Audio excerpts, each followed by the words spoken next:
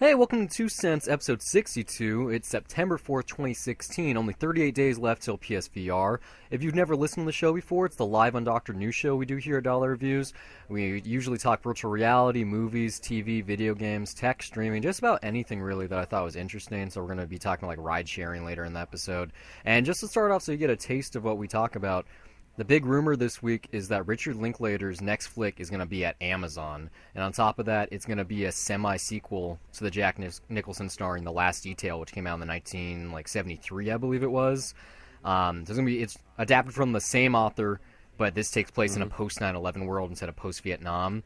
But And it's the same characters? maybe, I don't know. Steve Carell, Lawrence Fishburne, and Bryan Cranston are all attached to start come November. So if this is at Amazon, that's going to be fucking huge. It's like, oh, we got Spike Lee and Woody Allen and who fucking else? Well, we've talked about this like so many times already. They're big on attracting talent. Linklater's pretty fucking huge. Nicholas Winding Refn, that's another one.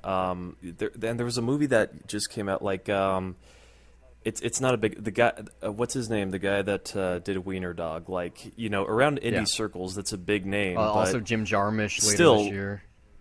Yeah, like, they're going after respectable talent. They're not just going after...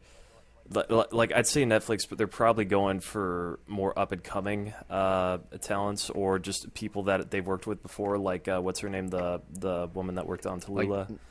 And Orange is the New Black. Like, Amazon's making safe bets. Whatchamacallit, I was going to say, everybody wants him, notwithstanding. Linklater's at the peak of his career right now, and so who knows if this next one is a standout like Boyhood or Before Midnight was, or maybe it's like me and Orson Welles. But just the cast there, he doesn't really leave his wheelhouse. He usually sticks with the same kind of people. So this is really exciting. Either they're nobodies or it's, Ethan Hawke. So... I'm excited, especially if this is at Amazon. I'm excited regardless, but I just thought we'd start the show off there because it's kind of a good representation of the stuff that we like to talk about. Yeah, it's kind of like Linklater and Kevin Smith. I mean, because we've been talking about it for like the past 2 days now. But those are names where, to me, they've both peaked, and I already have my favorites. Yeah. And now it's just anything that they make, I will see it because it's interesting and because I like what they have to say on film. And I hope that I like it at the end of the day. And I mean, yeah, that's awesome. That's going to be on Amazon. That sounds very fitting for. A rumor. Well, yeah, but I mean, I can't. As much as I sort of hate the flip side of streaming here in that I feel like it's taking cinemas away. But it makes sense at the same time for the type of movies that he makes. Like, everybody wants some, even though it was awesome that Annapurna and Paramount put it out. That could have been acquired by Amazon. Yeah, and probably. I would have still been cool with that. Like, I could totally see that having a Same home territory here, though. ArcLight Theaters, probably the best theater chain that isn't Alamo Drafthouse in the world, or at least in this country. Thank you, sir. I was going to tell you to retract that statement. Let me finish what I say. They're part of Fandango now, which is a kind of big deal. Up until this week, if you wanted tickets from them, you had to go to their own website, which is kind of a piece of shit. Pay their own premium convenience charge, and now you can just do it from the app that everyone else uses anyway. So when I was looking up my Yoga Hosers tickets, by the way, we have reviews for that. You can hear about that in a second. It showed up as one of the choices. Like, whoa! Like, I read the news, I knew that this happened. Like, I think it happened Wednesday, but it was like, oh my god! I thought there was going to be a time gap here. Like, this was an announcement, not by the way, it's available now. So really, really cool. This makes me. Let me ask you this, though. Like, how often do you frequent the park? When it's Oscar season, I probably go every year. But I would say I go, like, every 4 or 5 months or so. So last time I went was for Sing Street and Green Room. I did a double feature for those. And then the time before that, I can't quite remember. I have a friend that we like to go there. Great theater, great experience. And, they play a lot of movies that you can only see there. But if there's something special at the Cinerama Dome or something 70 millimeter, I try to go. But usually, that's a given. Usually, yeah. It's just for the really limited release, and those movies kind of only show there. Like, everybody wants them. When I saw it at where the fuck did I saw it at the Landmark in L.A. And I went there because it wasn't even at the ArcLight yet. And the day before I saw it at the ArcLight, there was a Linklater Q&A, so that kind of blew. But yeah, just certain movies. You have to go where they're sold, and more times than not, if you're in the LA area, that is the ArcLight. So Well, it's like that is for new releases. Like Uh-huh. that is the place to go. Like if something is playing in the Dome, it's just you have to I go saw there. Hitch you there know? Like, in its original release in the Dome. No regrets over that. God damn, the movie's so good. man, I freaking love the Dome. Like the first time I went there is when I saw Super 8, and we got me and Blake got free tickets at the Hitch is a ArcLight, better and it was choice one than of Super those. 8, just saying. Well, here's the thing that was awesome about it is that it was a free screening like 2 days before the movie came out from Paramount, and they said like you get your printed out tickets online, and then after that it's whoever comes in Yeah. the line they can fill up the seats, and they were like, okay, there's only 250 seats or so that's open, so I was like, okay, it's a small theater, but hey, fuck it, we went up there. It was like, hey, spend the day in LA, why not? Went to Amoeba, looked at some shit. I went to Amoeba for the first time that day. Fuck I their pretty much music. I hung out on Sunset Boulevard for the first time They're- that day, and then we waited in They're line. known for their music, but their movie then, selection is so good there. Then though the movie, like the line got bigger and bigger and bigger, and then before we knew it, we were all going inside the Dome, and we had no fucking idea that was happening. So. Like, that was a really nice surprise, and then the movie fucking starts, and just the presentation of it on film and the sound system, it just kicks so much ass that it was such a great experience watching that movie, and, like, I fucking love the Dome, even though I've probably only been there, like, 4 or 5 times in my life. Like, that's still just one of my favorite theaters Yeah, ever. it's a historical landmark. And it's like, yeah, it's like every experience that I've had there has been kind of special in its own Well, way. if this experience has been special for you guys and you want to keep listening, this is our time to pimp ourselves out. We do this show every week, every Sunday night for your listening pleasure, but we also do Jets of Cinema every Wednesday. So some of the titles that we have coming up in the coming weeks are Victoria from last year, A Man for All Seasons, which is Kevin Smith's favorite movie, Shane, which is Steve's pick to kind of cement our year of doing it. That's going to mark the 52nd episode. The first one was High Noon, so it's a cute little cliffhanger. Or are you doing Victoria that week instead? No. For 52, it's going to be Shane. But, I mean, Man for All Seasons, you said that was Kevin Smith's Yeah, it's his favorite favorite movie?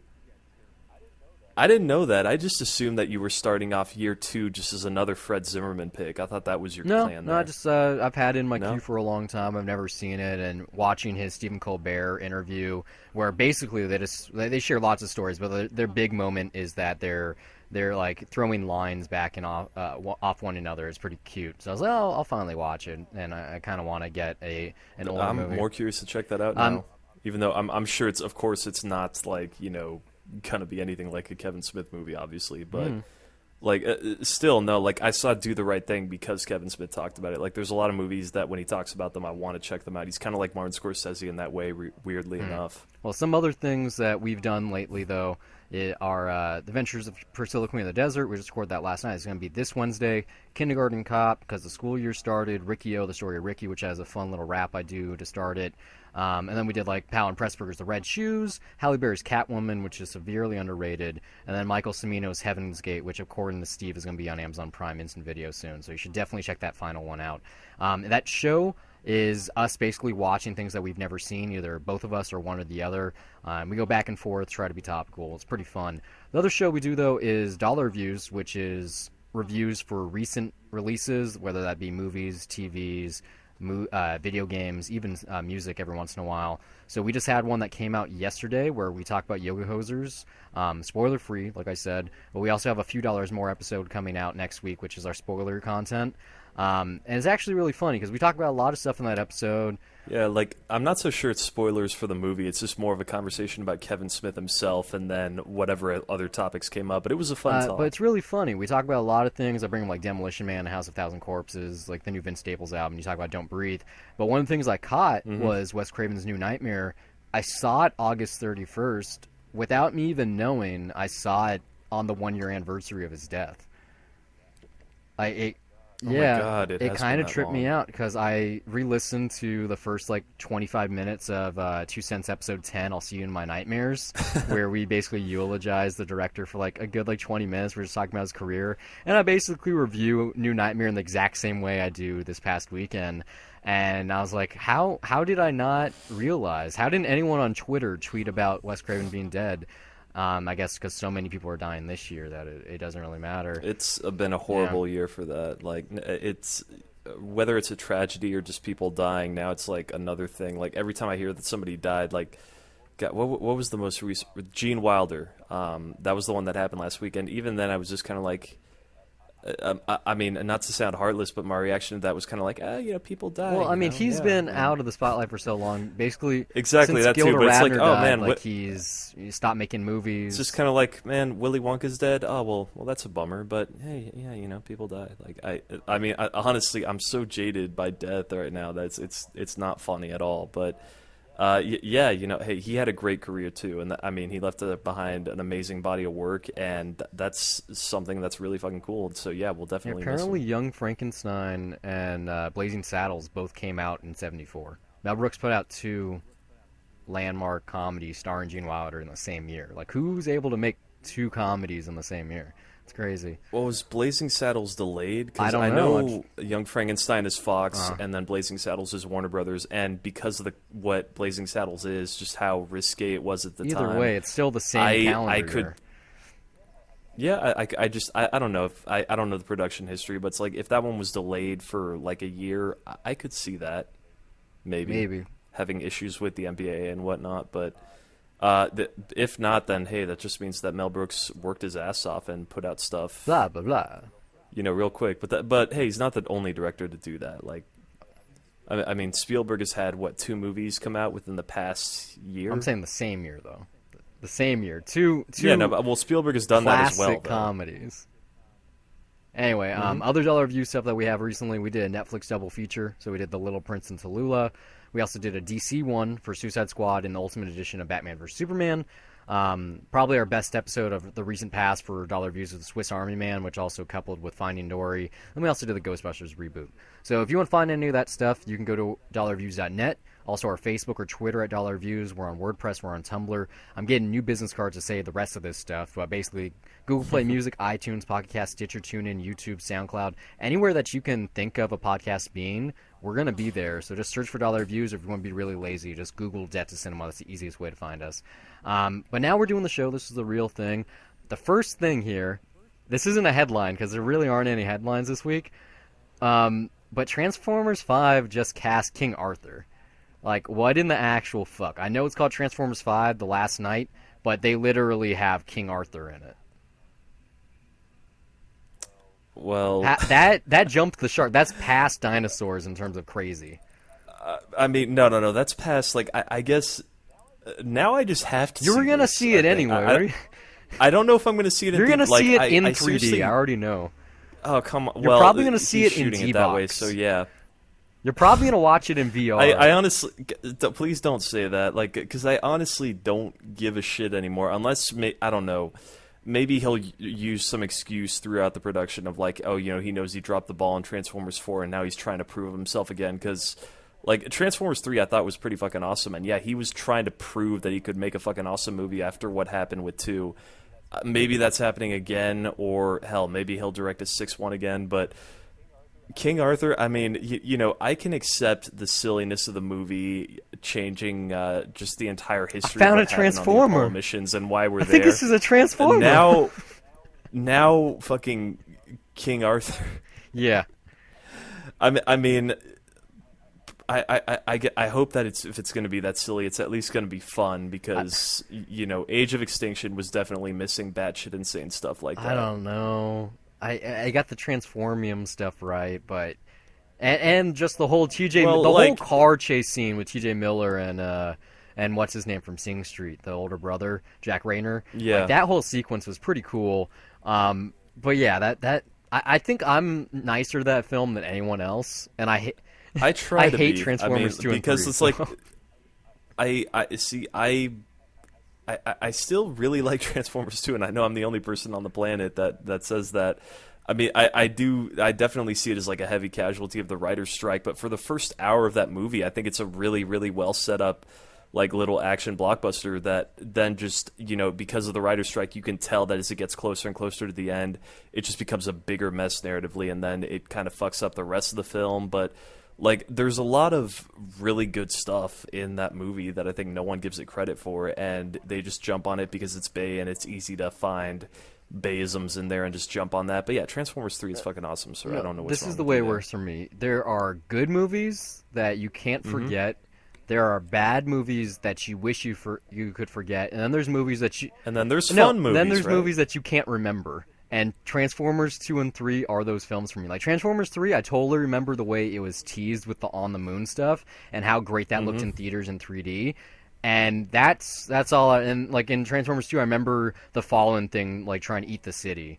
But Well, that's not at all how I'm that just went saying I down. can't remember those movies. It had a very weird, as it got closer and closer to the final set piece, it did get into this weird territory of like, I guess them trying to claim the sun and shut off the light of the sun, and there were heavy writing problems just within that last act. Like Yoga Hosers is a bad movie because they were definitely rushed. Yoga for time, Hosers is bad, but I'm gonna have maybe it's because I just no, saw Yoga it. Hosers isn't bad. Yoga Hosers is something that Kevin Smith's having fun with. It's like intentionally bad. Transformers not like is it's something. a shitty movie. Transformers is something where there's a shitload of people working on it, and they're dependent on this one thing to work for it, but there was a writer's strike, and that really fucked up a lot of, like, it slowed down a lot of movies that summer. Like, that was the reason that Harry Potter 6 got delayed, was because Warner Brothers didn't have anything for that summer. It's the reason why Quantum of Solace is not as good as it should be. Like, bad I mean, because it is.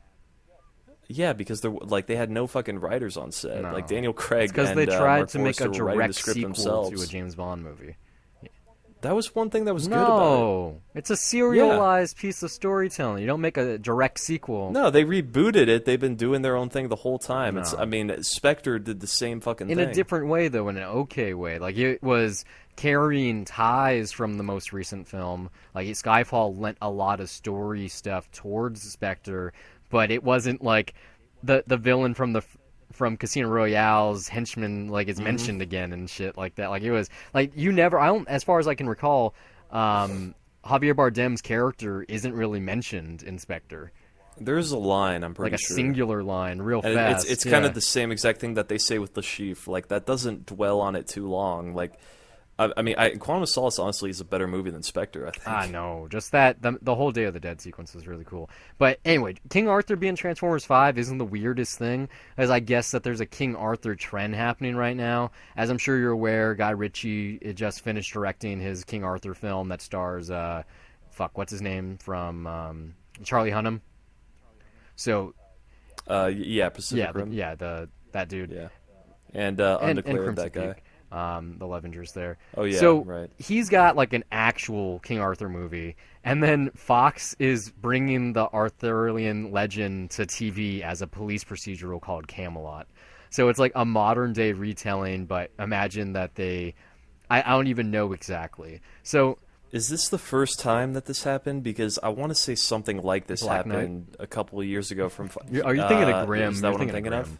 Not on Fox. Okay, remind me what Grimm that is. was this like TV show where it was a police procedural where it was like the cops were taking on the Grimm fairy tale monsters.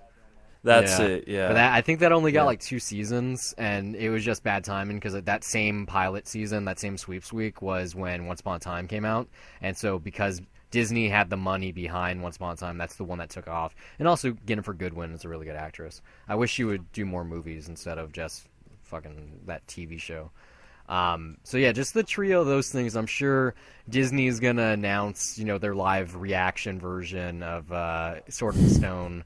That is, I have to patent that term. That's the live action remake that Disney does. It's the live reaction. I think She-Make rolls off the tongue. That's a lot an better easy than live one. That's reaction. easy.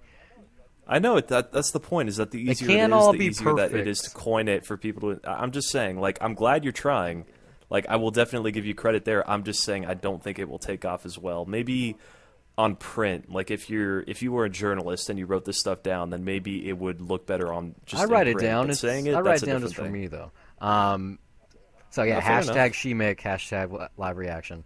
I seriously, I would not be surprised after Pete Dragon got the treatment, and right now it's Beauty and the Beast. Like Sword in the Stone seems like a natural fit in the next couple of years because we're going to get to a point where they basically do the live remake reaction, whatever the fuck you want to call it, for basically all of their classics to the point where they're able to make a remake of the animated movie and kids aren't even aware that it was originally animated. Yeah, like that's the thing. I think for Sword in the Stone, how would they do it? Would it be a musical? Like probably not, because Pete's Dragon wasn't. But Pete's Dragon, like from what I've heard, I really want to see it now, and I'm bummed that I kind of missed it because it sounds really different in the best way possible. I saw like one trailer and I couldn't care. I don't think that's one of those few Disney movies that I just never saw. I think it's because the time period, it was like the early 70s, right? Yeah. No. Well, it came out the same summer as Star Wars, and it looks like a movie that was made in like the 50s or the 60s. Yeah, I can understand why that like it looks like it was made the same year as Mary Poppins. I can understand why they got buried under the radar, just kind of disappeared from time. Because we were lucky enough to be raised in the golden era of Disney animation, where they really became the monster they are now. Like I don't know. I mean, we're not old enough, but I have to imagine like between the Disney years and like the late 80s, early 90s resurgence with like the Little Mermaid, the Lion King, and all that stuff, that it was just really nothing there. Like I can't think of any huge films in like the mid 80s. Yeah, I mean Disney. The 80s were a very bleak period because the Black Cauldron was that was the one where they poured a shitload of money into, and that was supposed to be a major hit. It tanked, and the movie is not that good. I've seen it once. I saw it like in grade school on a rainy day, and I just don't remember it. It's a gorgeous-looking movie, but it's like because they poured a shitload of money in there. But no, it was not that good. I think I think the joke with that one is that they marketed the hell out of it. It was supposed to be this big return to form for Disney, and then it opened the same weekend as the Care Bears movie, and it lost to that.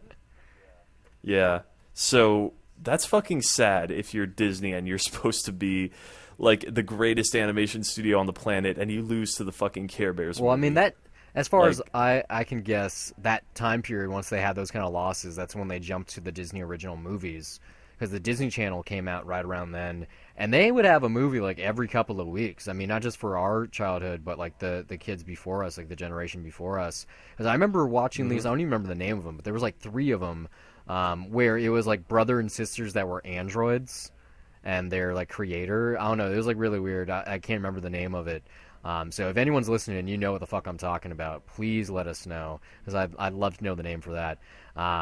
But then, like, kind of came full circle because they made those High School Musical movies, and then that became such a hit that they were able to make a theatrical release. And then half the people that were in that movie went on to like superstardom, most notably Zac Efron. Yeah.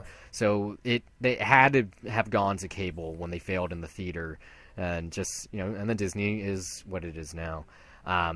Disney makes Marvel. DC does, or not DC, Warner Brothers does DC, and Ben Affleck is their golden child. Coolest thing to come out of DC in quite some time. Ben Affleck tweeted out test footage of Deathstroke Monday morning, and then I think it was like Tuesday or Wednesday he put it on Instagram also. Just like a quick costume test with this villain. If you don't know the name, it sounds similar to Deadpool. The reason is Deadpool is like Marvel's ripoff version of Deathstroke, down to the costume, the fact that he has like a samurai sword and guns, that he's a mercenary. The difference is that he doesn't break the fourth wall. He's actually a very serious, very calculated villain, almost like an anti-hero in the same way that, what's his name, Deadshot was in Suicide Squad, but more villainous. And so this was, like, the internet still doesn't know what to make of it. But most people are led to believe that he's going to be appearing in the Batman solo film that Affleck's going to be directing, and I really hope so. The other rumor is that Joe Manganiello is playing him, which I just can't see. I can't see that guy. That guy's huge. I can't see him in that costume, but who knows? We'll find out sometime in the coming months. I don't have the visual example in front of me, and I just know the guy from your favorite movie last year, Magic Mike. I can't see him in a costume. Like, he was in the running for the Superman role when they did Man of Steel. I still think that he should have got it. He looks like Superman more than Henry Cavill does. He's not as pretty boy though, because he has gray hair and usually a beard. I wonder what he looks like clean shaven. I mean, he looks more like the comedian than Superman to me. I don't know. It's just his body. He has a huge frame, and he's like married to what's her name from Modern Family, Sofia Vergara. So I mean, I don't watch Modern Family. You've never seen an episode? No. I've seen a couple. It seems okay. I've never seen an episode. It seems kind of funny. I know what's his name, Ty Burrell from the Muppets Most Wanted, from Dawn of the Dead. Muppets Most Wanted. I honestly, I always remember him as that guy because that's where I first saw him, and That's just where I recognize him from mainly. Every time I see him on screen, it's like, oh, it's that asshole from Dawn of I the love the Dead. interrogation musical number in Muppets Most Wanted. Second to the I Can Give You What You Want. Like, those two Yeah, songs are good enough that if it's on cable, you should check it out, and the rest of the movie's like, oh my god, what did I just watch? it's okay. I mean, it's a good movie. It's It's not not the event that the it Muppets wasn't the was. first one. They need to get another Yeah. one out there, and hopefully Bobin comes back, and it would be really cool if they could get Jason Segel and Amy What was Adams. the last movie that? Oh right, fucking Alice in Yeah, he should have Wonderland. not done that. Disney must have gave him the option, and he said, "Yeah, of course I'll do that one. That's gonna prove that I can make a blockbuster." And we all know how that turned out. They're having a great fucking year right now. I mean, they got what, like three of the top five movies of the Yeah, year on their docket, and then there's Alice in but Wonderland, then again, Warner Brothers, which made Warner nothing. Brothers does too. But like people might shit on the movies, especially critically. But Suicide Squad and Batman Oh vs yeah, it's doing Superman are really in the top well. 10, and then so are Civil War, And X-Men like, Apocalypse, and Deadpool. So like 5 of the top 10 are DC or Marvel movies, even if it's not Marvel directly, which is just kind of funny. Just because like those are the international numbers. Because most of those, besides Civil War, the rest of those, besides Deadpool, like yeah, what fucking 3 of the 5 were kind of shat on, and yet they still made so much money. Same with DC though. For just a second here, Greg Berlanti, who's a big name in the TV sphere, he's responsible partially for the Flash and Supergirl, Legends of Tomorrow, all that stuff that's on the CW's DC stuff. He's looking to strike gold again, this time adapting Black Lightning for television. And if it gets ordered, it's going to be the first black superhero show on network TV. Obviously, Luke Cage is coming at the end of this month on Netflix. He already had his soft little thing in Jessica Jones. But this would be the first time on network television, which might not seem like a big deal for our generation, but you have to remember, like, they've been doing superheroes on TV since the early 60s, mid 60s. So it's been like almost 70 years, and this would be the first. it would be a first, but the question is whether or not it's going to be good. But I mean, like, just educate me here for 1 second.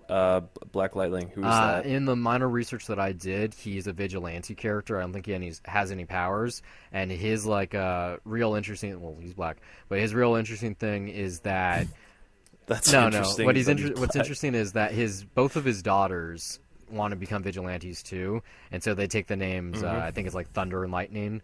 And so I think that's what the show is going to be dealing with, it's like him coming back from retirement and then dealing with his daughters trying to also take up the cowl.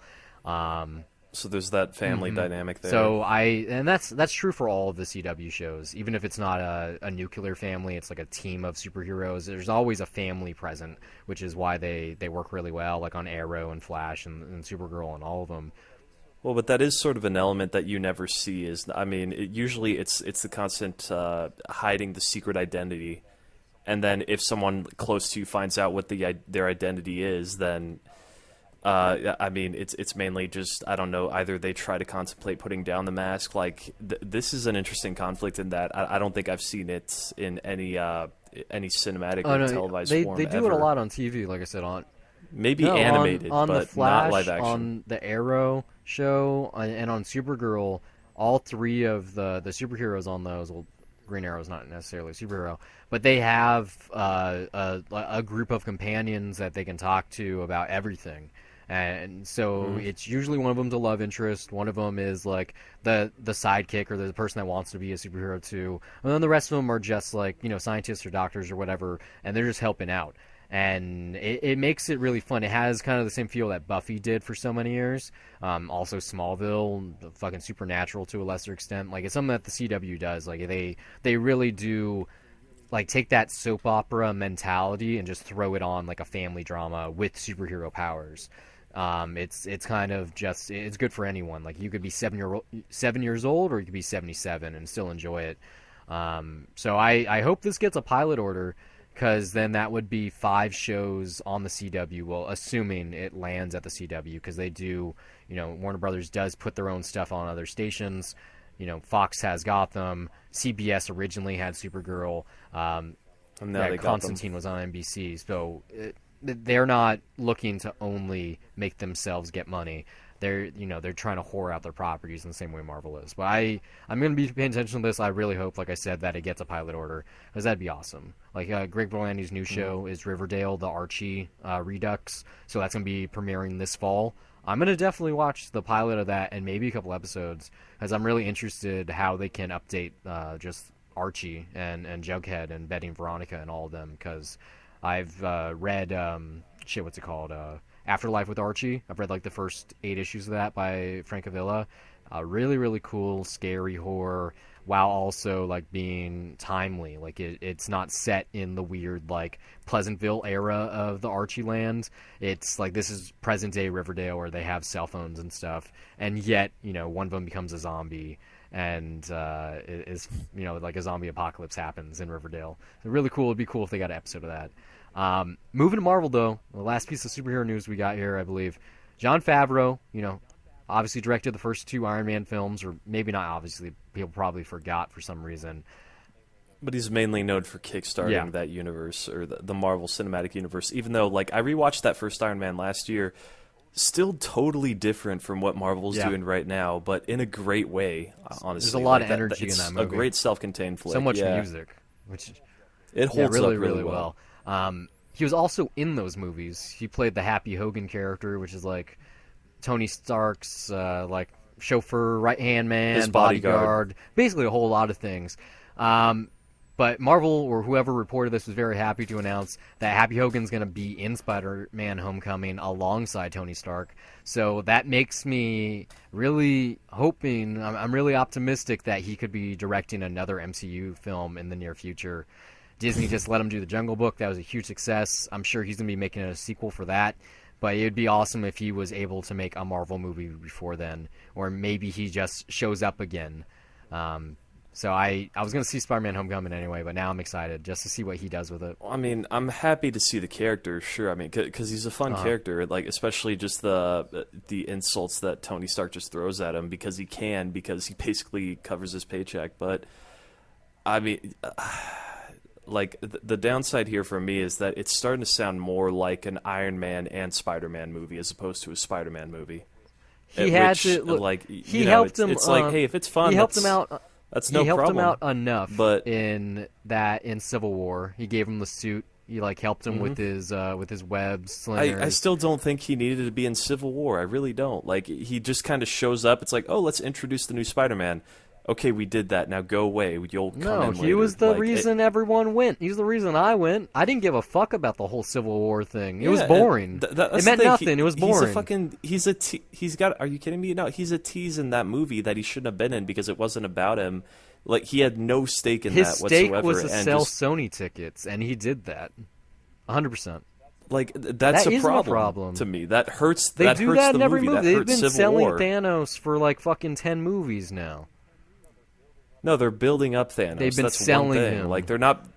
They're building him up as a tease. No. With the exception of Guardians of the Galaxy, because that's a world where they're familiar with that character.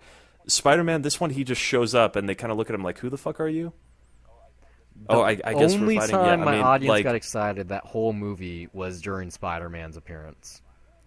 Yeah, no, and same here. And I still don't think he should have been there. I think he was a distraction. He wasn't there because the movie needed to have him. Well, good thing you don't make the rules, because the movie would have sucked without him. It seriously would. Well, no, it's had like the one reason really why cool that. I mean, that's a big sequence. part of Civil War is when he reveals his identity, and that never. It didn't ever have to happen. Because, this is a brand new universe. I mean, yeah, it didn't have to happen. How many Marvel's doing their own problems thing, that but the comic book has separated from that movie? The fact that they even named that movie Civil War is like so many fanboys were mad. I couldn't give a fuck because I don't care about Mark Waid's comic.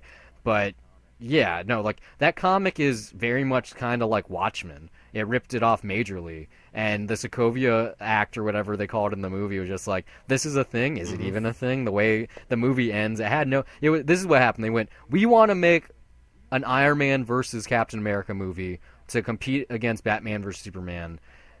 And that was far more interesting than Spider-Man to me. And no, it's not like they were competing. They're kind of competing. Batman vs. Superman was announced 2 years before the release date of Civil War, and I don't think that was on the calendar.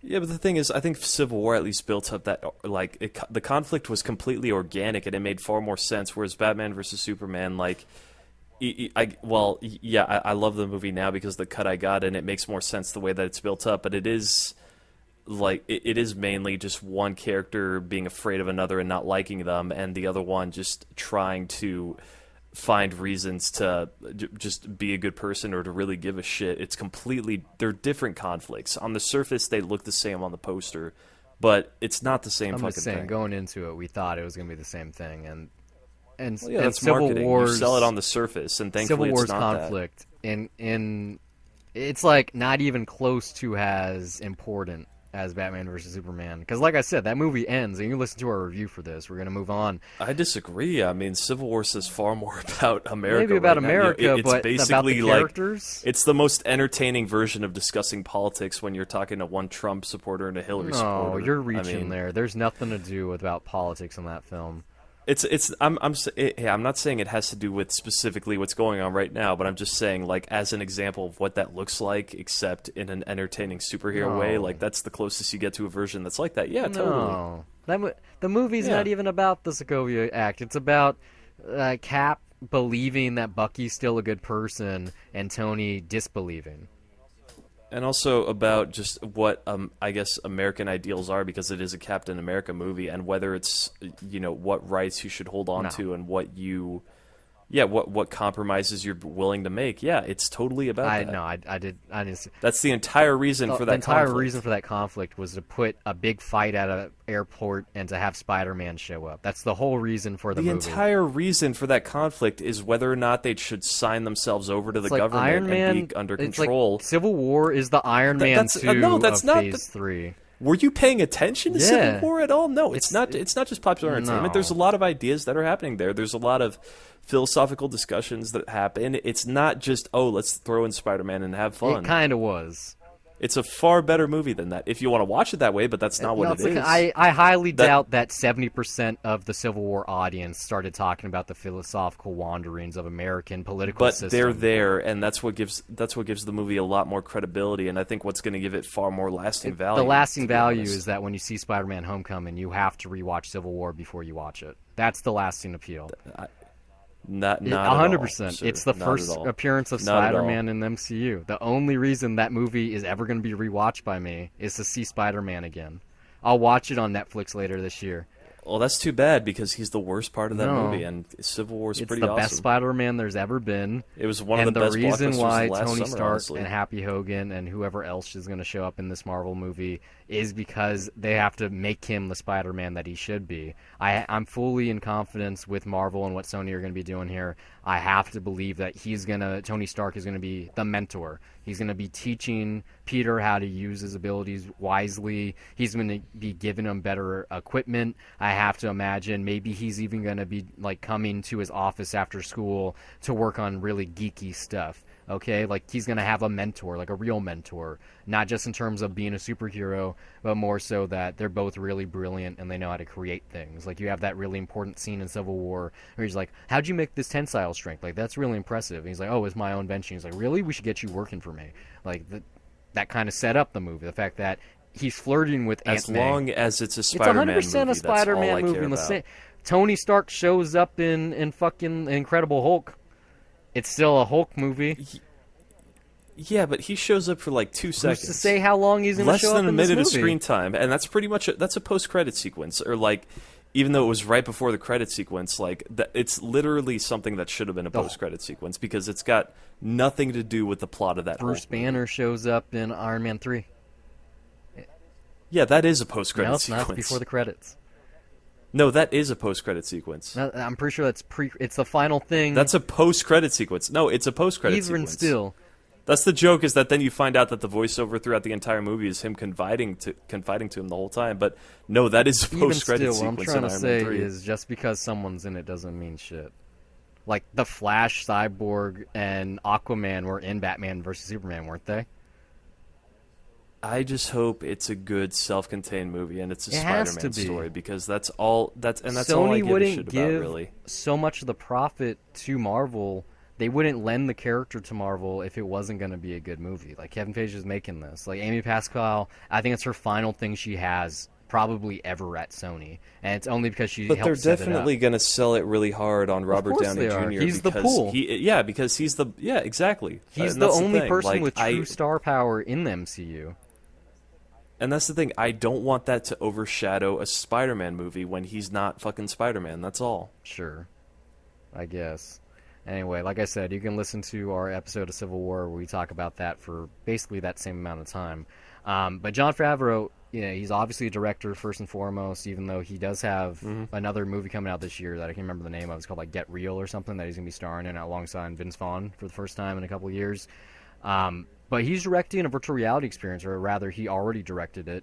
It's called Gnomes and Goblins. It's coming soon. Matter of fact, there's going to be a preview available this upcoming week, the week that you're listening, folks, on the HTC Vive, and it's going to also be on the PlayStation Virtual Reality and Oculus Rift later in the year once those come to the market.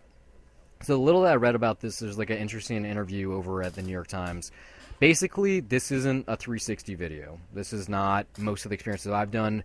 There's true interactivity here. It's kind of a meshing between an interactive video game and a movie. And so this preview is, I think, just kind of introduce you to the world, there's several. There's like, it's called Gnomes and Goblins. So there's the Gnomes world and there's the Goblins world. Like they live on the opposite sides of the hill or something. But it sounds really interesting. Basically what happened is Jon Favreau, after working one day on Jungle Book, some people did, like, they were like, hey, we're going to go back to my place and do some VR stuff, and he tagged along, and that's when he got interested, and then he started developing the stuff.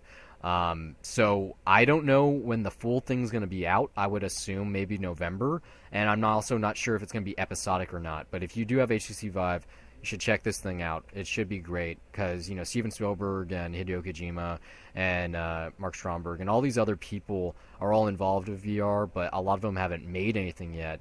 And so Jon Favreau is one of the first people, and with the fact that, he helped invent the Marvel Cinematic Universe, he's like a really special talent in that he kind of made blockbusters have to have really big comedic beats. I'm curious what he does in an interactive realm. So maybe I'll have a review for it in October, November, whenever it lands on my PSVR. Like I said, 38 days left. So excited. It's exciting, but it's also kind of sad because Oculus and Vive, their sales were shown for the months of July and August, and they were stagnant. These headsets came out in like February, March, or April, around then, depending on how delayed your shipment was. And they only climbed, I think, 0.02% each over the last 2 months. Like, no one's buying them. And well, I mean, what content are they pitching out there to convince people to buy them? Well, there's content all the time on both the Rift I know, but store it's not enough, and Steam. It's not enough to just say, oh, hey, you should buy this awesome headset. Now you got to push the content because we got the tech out there. Now the content has to be awesome enough for you to want to buy the headset and just consume on the content. The problem is the opposite. There's so much content available that people don't know what to look for. We talked about it about a month ago or so that HTC was going to be making their own Vive marketplace to not necessarily compete with Steam, but just to make it easier to navigate. And so they both have this problem. There isn't a ratings board really for VR yet. Like both Oculus and Steam do not have rating advisory panels or anything. Like anyone can buy them. You just have to spoof what your age is. And maybe they have highlighted sections in the same way that the Google Play Store does in iTunes. But I'm not sure. I mean, the Apple Marketplace, whatever the hell the fuck they call it. I'm not sure exactly how people are doing it. There are websites, ones that I frequently Upload VR and maybe the virtual reality subreddit, but there isn't really an easy way to figure out what's new and hot and good. And also the bigger part of the equation, in this case about the stagnant numbers, is just anyone that wanted it, anyone that was going to buy into the first generation of virtual reality was of course going to buy it right away. They're going to have the pre-order like I do for the PSVR. This isn't something, especially given the fact that it's not the holiday season. Why would someone buy one in the middle of the summer when they probably already have it? I have a feeling the PSVR is going to be the exact same way. It's coming out in a more lucrative time the year, the fact that it's released in mid-October, Black Friday is like exactly a month away, and then Christmas is a month after that. It's going to have consistent sales across the board, I would believe, if there's even availability. Because the PS4, people forget about it. The first like 6 months of a release, it was very hard to find one. Like you would have to hunt it down. Like something like GameStop probably wouldn't have one unless it was pre-owned. And so I think that's what the bigger equation is. But talking about killer apps, this is coming to PSVR. I think I talked about it before with you off air. Are you aware of what Dead or Alive is? Aware that it's a thing, but not really well versed into it. It's a fighting franchise, kind of like Virtual Fighter, Tekken, Street Fighter. It's been around forever. It's made by Tecmo. And back on the original Xbox in like 2003, they made a game, Dead or Alive Extreme Beach Volleyball, which you can guess it was using Dead or Alive girls to play beach volleyball. And Dead or Alive has always been known not necessarily for being a good fighting game, but for having really just bizarre breast physics. So girls would punch and then they'd bounce all over the place, like so much so that like you could turn on or off the physics so they would be all floppy. And so they made a second game, and then they made a third one earlier this year. It's called Dead or Alive Extreme 3. It was only released in the European and Asian market, so you can't get one here unless you import it. But it is getting PSVR support, so there's going to be a free update, I believe, so you can play it in virtual reality. There's already YouTube videos. You can find them on Kotaku, or probably just search for it yourself on YouTube. It looks really stupid, but I kind of want to get it just because. Like, if we had it available here, I'd love to rent it for a week just to see what this is like. Because it's supposed to be a really good volleyball game. Like, it's like the only volleyball game that you can still buy. But the real draw is that the Japanese video game industry took their already pretty perverted game and threw a virtual reality filter on top of it. So you can put your face between these bikini boobs. Like, that would sell. That would totally sell on HTC and Oculus. Because I've talked about it before, all they need is NC-17 content. Because there's already X. You can get VR porn very readily available. You go to Geek VR, it's free. But when they make the interactive stuff, when you get video games that have hypersexualized themes and adult content and maybe drug usage, whatever, that appeals to a larger audience, when it's not kind of neutered the way it is now, because most of the experiences people will point you towards are like, oh, painting and doing this and doing that, and it's like work simulator, but it's not, oh my god, you gotta check this game out, it's gonna blow your fucking mind. There isn't that game yet. And so they need one of those to keep their numbers up, or they got to get this beach volleyball game. I think it's either or. That's true. Sex does sell, so yeah, I can't. Yeah, I can't say I disagree there.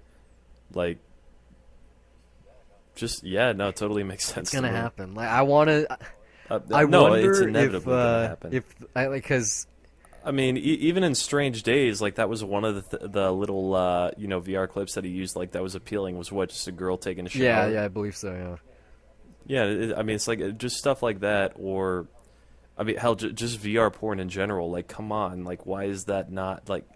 I seriously, I totally see that is like the biggest thing that'll get people to buy it right away. If you're like feeling that lonely, I could totally see. Anytime I have a conversation with someone about VR, Google Cardboard, or whatever, and they don't know what it is, I do the same thing that I try to do for you. I try to explain what VR is, and I go, so imagine that, and then imagine you're watching porn that way, and if they're not a prude, they immediately light up and they're like, I think I would buy that. And you're like, yeah, no shit, you would fucking buy that. Like, it's fuck, what's his name on Twitter? You retweeted the tweet that I retweeted. VR is not going to replace movies. It's going to replace porn, like sex. It's totally true. It's totally true. Yeah. Like, I remember Peter Scudder went to something in LA like a year ago, and he was like, so I experienced VR porn. Let's just say it excited me, or something. It's like, I would fucking hope so, unless you're fucking neutered. It was the most asinine tweet I've ever seen. It's like, stick to what you do. Don't. No, it's just like it just gives into your basic primal instincts. It's like, yeah, I can see that. I mean, I haven't told you this yet, but I do have a Google Cardboard now, and I did test it out. Yeah, I got. Unfortunately, my new phone. Well, no, I have a different. I got a universal unlock phone because I'm going to be traveling, and there isn't gyroscope on there, so I was really limited as far as what I could watch. But I was able to watch some stuff, and it was pretty cool. And VR porn was one of them. And Yeah, it's very effective. I don't see why the sales are stagnant. Well, I really don't. it's because But then again, it it's is like, pricey, well, I guess, at that point. Like, I think, it's more appealing for me to get a new projector right now than it is to get an HTC or an Oculus at this point. I don't So know. That's not even what it is. It's more so like, okay, VR porn is available on your Gear VR or Google Cardboard or any that headset too. out there, and I'm sure Google Cardboard numbers are just they're flat also, but in a good way, or they're climbing, whatever. I don't know. No one really records on that because it costs so little. You can get one from like $15 to $100 depending on what model you're looking for, and I have so much content on my phone that I haven't even watched. Like I downloaded one earlier called VR Noir. It's on you can get on Apple and Android. It's supposed to be pretty good. I'm excited. But then I have like the tie-in apps for like Legendary. I have the one for that Nerve movie, which I haven't even checked out. So much content on my phone. The Jaunt stuff, Stereogram. That you should download Kaiju Fury, by the way. I think you'll really like that. It's really interesting. Well, but I can't, like, is it somewhere I gotta Yeah. look around? Because I can't do that. All I can do is just watch stuff because gyroscope is just not working on the thing, and it's not the type of phone that I'll need for that, so I gotta look into that in the future. Don't you have like an but, iPod Touch? No, I don't. Like, I got an iPhone, but even then, that won't work because the screen is not long enough to so I can look through both Yeah, no, eyes. you need to get yourself. It's a very old piece of shit get your, phone. So yeah, like get I yourself still. a better phone. But the cardboard was like Yeah, exactly. $5, so I was like, yeah, a fuck cheap it, thing. why not? And I had this phone anyway, so it was like I may as well see if I can get stuff. And I was, I got enjoyment out of the limited stuff I could get, but I still, all I can do is watch stuff now. I can't really look around in virtual reality. That means I can only look up no, and yeah, down. That's it. god awful. That's not VR. That's Yeah. like that's 2D still basically. It's very limited. You're basically watching a flat screen. I'm basically paralyzed from Yeah. looking left and right. I can Yeah, look so up and you might down. have to That's stick with it. VR porn.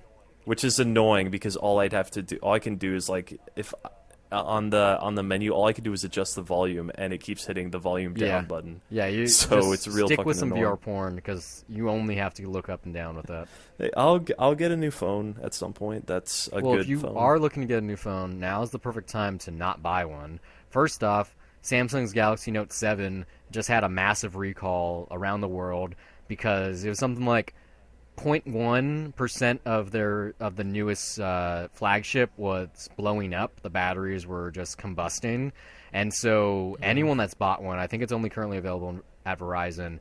They've done a recall, which is going to cost them like $1 billion plus. But given that this is one of their biggest years ever, they could have either been stupid and waited for people to get injured on the news like those hoverboards so many months ago, or they could have done what they actually did and was be proactive and protect their investment and their consumers. So I'm real happy that they did that. Who knows what's going to happen now. It's going to push back their plans, especially in terms of Gear VR this holiday season possibly. But then again, it might blow over. But moreover, if you're not looking to get a Samsung phone, if you're looking to get an Apple phone, like I said, now's the perfect time to wait, because they're having their new iPhone event on September 7th. It's always in the beginning of September. It's always right around my birthday, which is the 9th if you guys care. And so if you want to learn about the iPhone 7, what it has to do with, pay attention on September 7th, and you're going to learn all of that shit. It's only a couple of hours before the PlayStation meeting that I talked about last week. If you don't know what's going to happen there, they're going to show off the PS4 Slim, the new DualShock controller, reveal possibly, hopefully, all of the details for PSVR, and also surprise us with the PS4 Neo. I can only hope that can happen, maybe some video games. Well, then on top of that, October 4th, Google's going to have their own event. It's rumored to be when they show off their new Nexus phones, which are getting a total rebranding. Instead of being called the Nexus line, they're going to be called Pixel. So I think it's going to be like the Pixel and the Pixel XL. They're going to be running on a specialized version of Android Nougat, which just came out.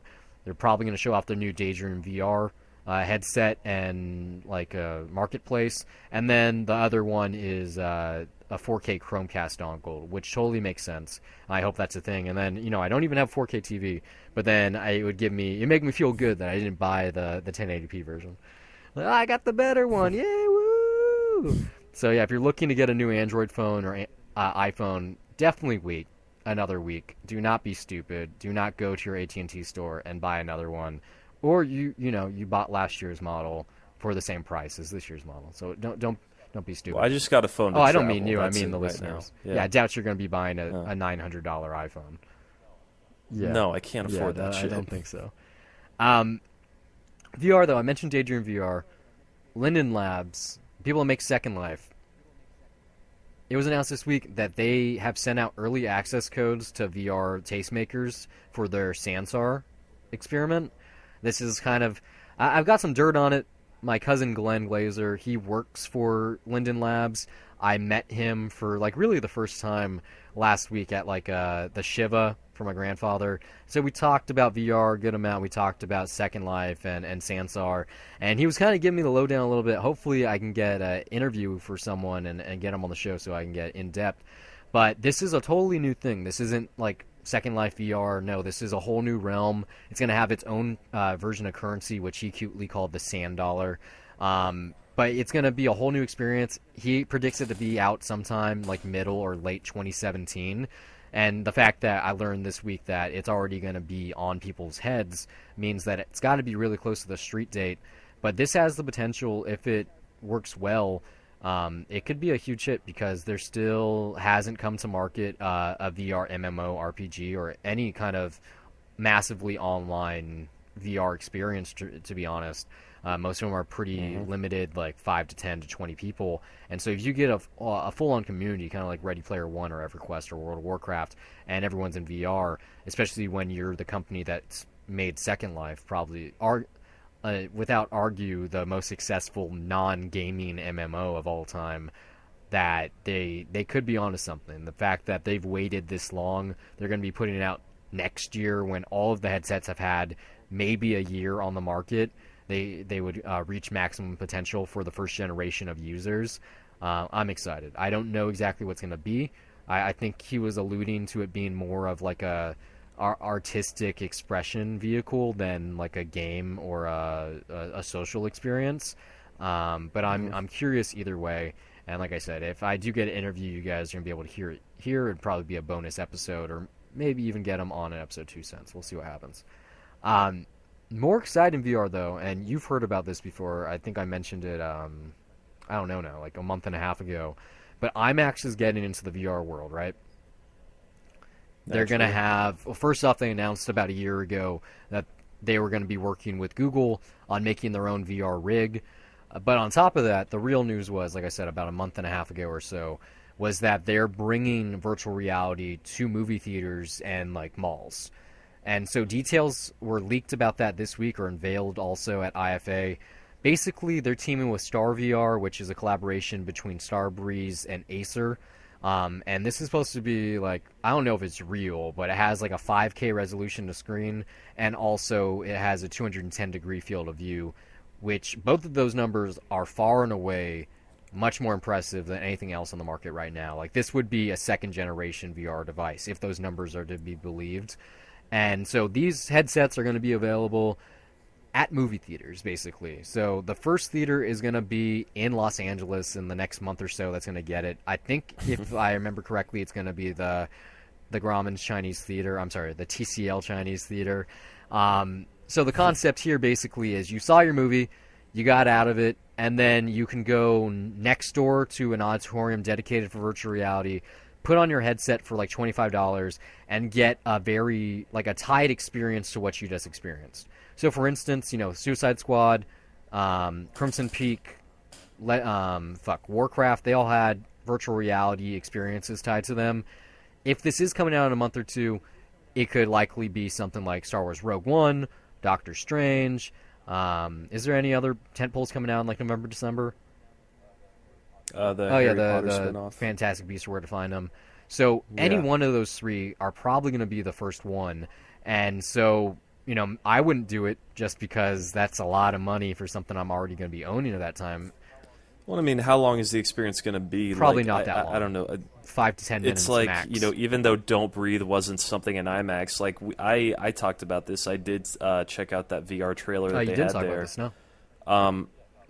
Yeah, no, like you weren't there for that episode. That was the one you sat out on. But yeah, no, like I did check that out. It's like, would it be something that short? That's like 3 minutes. But then again, that's a piece of marketing. So there's no way. This is a tie-in so it's like, experience in the same way, you know, when I don't know. I don't have a great example for that. Like, you can step into the third act of the movie. Yeah, that you just basically, saw, like, okay, we'll use Rogue One as an example. You just saw the movie. You saw them steal, the Death Star plans and their X-wing, and they're doing their shit. And so I would imagine you're now pretending to be a X-wing pilot and going through the Death Star or something like that.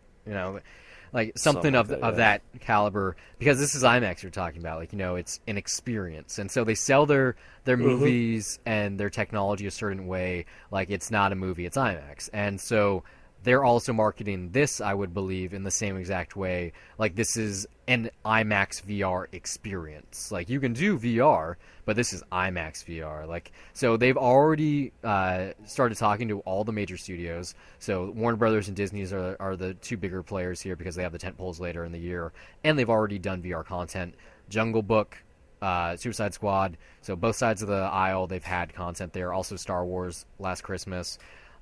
So might be going to this. I don't know. Like, if this is indeed happening for Rogue One, I would probably go to the theater, do the experience, just to talk about it on the show.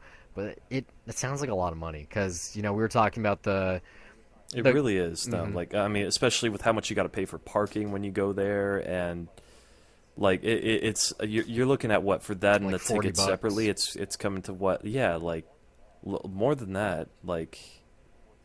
What is it, like 20 for the ticket plus 25 for the experience? Yeah, and so it's like $60 if you include parking or whatever. But this is just speculated. Like I said, this was like off the cuff during a press conference that wasn't with a press release. Like, this is people were there and they wrote it down and then they typed it on the internet. So, like I said, we'll be finding out probably in the next month. I would just assume, especially if Sony sells bundles and bundles of their virtual reality unit next month, 39 days, 38 actually now, that they would probably announce something right then. Because I feel like consumers more so are going to feel just the force of virtual reality come October 13th. That's when the media is going to be reporting on more. It's going to be PlayStation VR sold out everywhere. Is your kid going to get one this year? It's going to be like Jingle All the Way, except instead of being a Turbo Man action figure, it's going to be VR. And, well, at least that's what I want to happen. That's what I think most of the industry assumes. And it's going to just be much more obvious, more aware, because there's PC games and then there's console games. And it's always been that way. Like, Doom was on PCs in the early 90s, and people were still busy talking about what was better, Sega or Nintendo. And, like, they weren't even graphically comparable at the same time. So, you have the HTC and Oculus stuff, which is off to the side because who has a $1,500 computer? And then you have, the best-selling video game console of this generation with over 43 million units sold, and every single one of those can use this virtual reality headset. That's potentially 43 million users. So, it should change the tide. Final piece of VR right now before we take a quick break. We're talking about killer app. I said it's porn. You agreed. Maybe virtual reality for beach volleyball. We talked about experiences for being social with like Sansar. This one is something I read earlier, and I'm going to tweet this out after the show. But education has already kind of came to VR. There's an early access version of this app called Engage, currently available on Steam. And it's a really interesting platform. Like, I wish I read this earlier than a couple hours before the show so I could have like researched it better. But basically, it's a platform that could totally revolutionize like how learning works altogether. So there's currently already ways to take like virtual field trips to museums.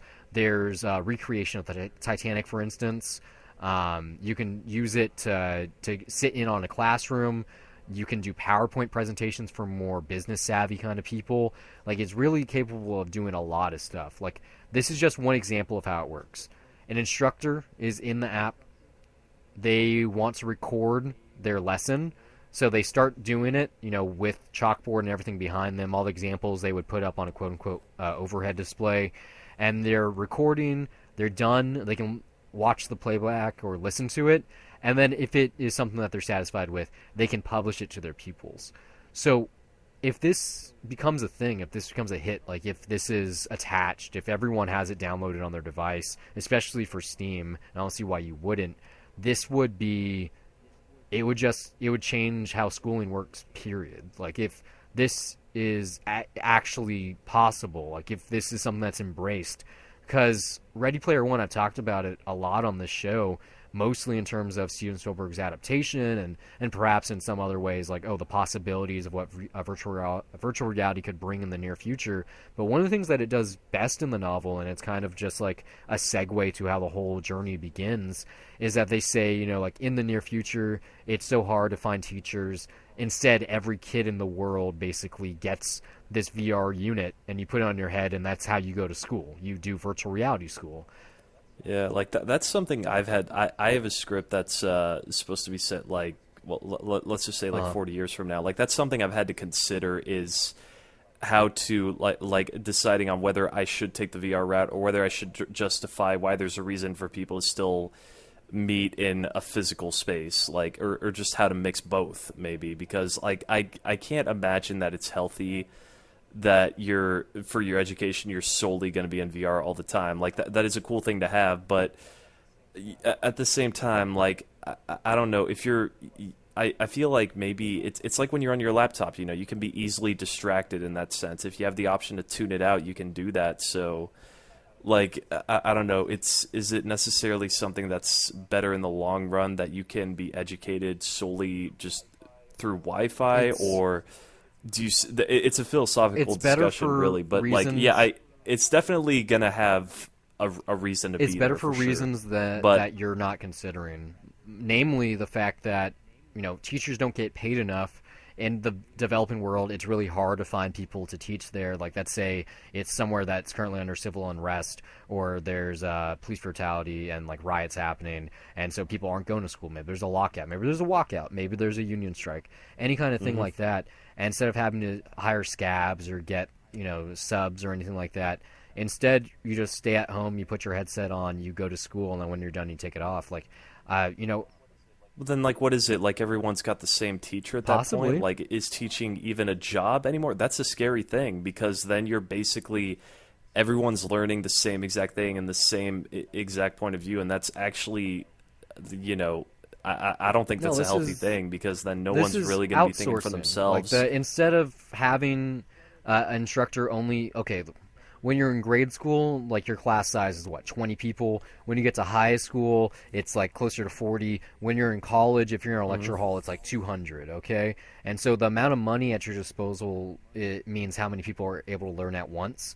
And I don't think everyone would have the same teacher, not the same professor, but it's always going to depend on what it is that you're learning. Perhaps, but yeah, like there are just some things with this technology, where, with this advent, you would possibly be able to be in a lecture hall with 1,000 other people at the same time, like a TEDx event, okay? Like a TED Talk, like that could be your class for the day. You could be literally sitting on a TED Talk. That's what I'm saying, is like there has to be a mix of both. Like I don't feel like it's going to be dominant. Like when you say that that's the future, that's the first thing that comes to my head is like, okay, so is this just going to dominate over the way of learning that we have now, which I hope that won't be the case. Teaching is very rarely hands-on, especially in today's education system. Like, I'm the kind of person where I have to truly experience it to know about it. So, like, learning in class and someone going, oh, yeah, and this is how the combustion engine happens, and this, and sparks, and spark plugs and shit. It also just depends on how involved you get. No, that's what I'm saying. And who your teacher is, and like there's a lot of variables. I generally at play. get involved with one-on-one interactivity. If someone is not necessarily being hands-on with me, but they're talking to me specifically, or we're having a conversation. If I'm sitting in class and one person at the front is talking, and then I have to just listen politely with 40, 50 other people, I'm probably, chances are, not going to learn as well as I would as if I went to their office for office hours and had a frank discussion about the source material. So virtual reality could potentially, if, with Engage, it could just open up countless different realms, because first off, distractions wouldn't be a thing. We've talked about it in terms of movies. Like, if you're sitting at home with your virtual reality headset on watching the new release, there's not going to be any baby crying, any phones going off, any bright lights, any fire drills, none of that shit. No fuzziness, no rips in the projector, power surges. Like, all that stuff is thrown out the window. It's probably not going to happen. It's a different realm. And I think education would be the same thing. No, there possibly wouldn't be someone walking in late. No one would be coughing and you miss something. No one's phone rings. Professor can't show up late. Like I said, there would be no potential for a sick person. Like, even if you're sick, in the way that this works, if you're able to just practice your presentation, record it, and then put it out there, there's not even a reason for the professor to actually be there live. Like they could have another way of answering questions. I don't know. Like this is still like Skunkworks. Like it's available, but it's early access. It's not actually published for prime time. But like other examples that I read in this piece at Upload VR were that like you could go to Mars, experience like you're sitting in a Mars rover and it's almost gonna crash and stuff, and so you're having true experiences. Like they're trying to make the education emotional, because when you actually feel something, for instance, like lots of kids in the area when they're in 5th grade or whatever, 8th grade, they go to the Museum of Tolerance, because learning about the Holocaust is one thing. When you go to a museum dedicated to it and you listen to first-hand accounts and you see like the shoes and the books that were burned and you see that stuff, I wouldn't know. I've actually never been there. I don't want to. I've been to the equivalency in Israel, so I feel like it'd be a step back now anyway. But when you have that emotional experience, they say that you really remember something. Like when something is not necessarily traumatic, but when it's hilarious, whatever, when you're actually there in the moment, when you're not just learning about it, that it makes a world of difference. Because I think I talked about this last week on the show with Blake, but like the possibility that you can, oh no, I was talking to my cousin Glenn, that you could go to a museum in VR, which is what this article is talking about, and instead of just being at the museum, in this example, they had like 3D images from World War One, like on the walls. So you're looking at 3D content, or like instead of a picture frame with a painting in it, it could be like an Instagram video. Like it's really countless, like limitless rather, because anything that's on the internet you can access in VR, and so that means the amount of things that you could experience in a classroom setting are really. There's no limit to them. Like you could have a guest lecturer. They had Neil deGrasse Tyson in the demo that they did for this experience that the journalist wrote about, and they're really like, with VR just frees up all these things, because in the classroom setting, when everyone's there, when you have to be on each other's time, when courtesy is an issue, because and you were talking about like not being there, like in Ready Player One. You can't use you can't access other websites in class. Like you're locked out of the internet. You have to be there in the moment. You can't open up like a private chat and talk to someone across the classroom and stuff like that. So I don't know if they're borrowing heavily from the book. I would think that they would, because it really is kind of like a blueprint where, just in terms of education, the education system, like if instead of the government having to pay so much money for every student out there for public schooling, if instead, because I don't know if you know this, but the way like the education system works, schools get like an X number of dollars every day for every student's there, and that's why they crack down on truancy.